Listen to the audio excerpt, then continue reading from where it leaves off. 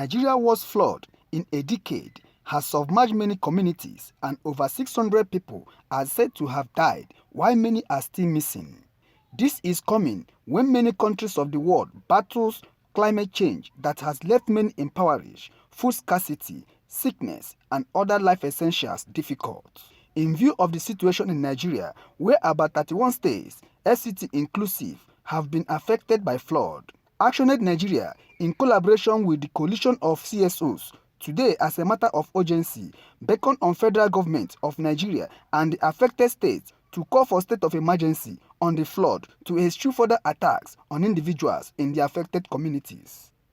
Country Director of ActionAid Nigeria, Mrs. Ene Obi, lay emphasis on the most destitute of the disaster to be women and children who are dealing with extreme level of deprivation of basic human needs. She said, what they need now is food and non-food items to survive. The state of the nation is in a dire need and a call for concern. With 31 states and the FCT affected by the flood, it is time for government at all levels, both at the federal, state, and local government levels, to explore sustainable ways to curb the perennial flooding that some states are increasingly experiencing during the rainy season.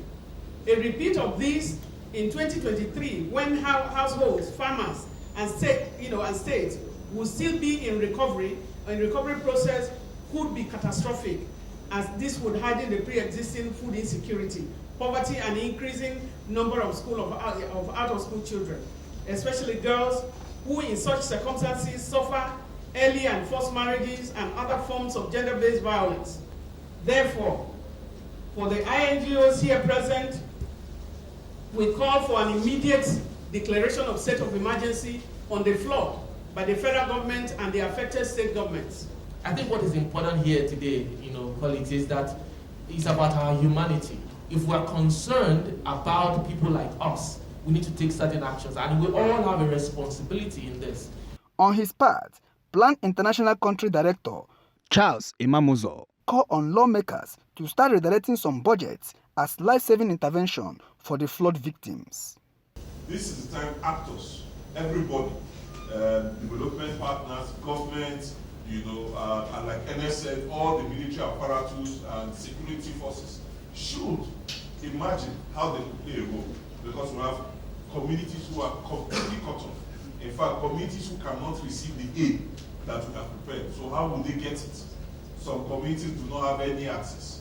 This is where other agencies need to come in to see how they, circumvent some of these challenges. So we are here actually not because we think we have all the solutions, but we think this deserves national attention, and that is what we are calling everybody to do at this point in time. The attention we pay to life, the dignity of life itself is overwhelming.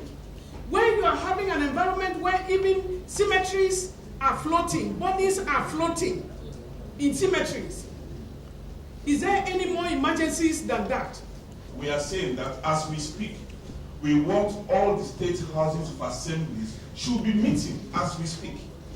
And they're not just meeting, they should be reviewing and reallocating budget lines immediately.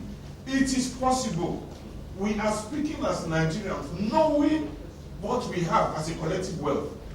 Meanwhile, all hands should be on desk, since government alone cannot unravel the situation. Okore Francis, PTV News Abuja.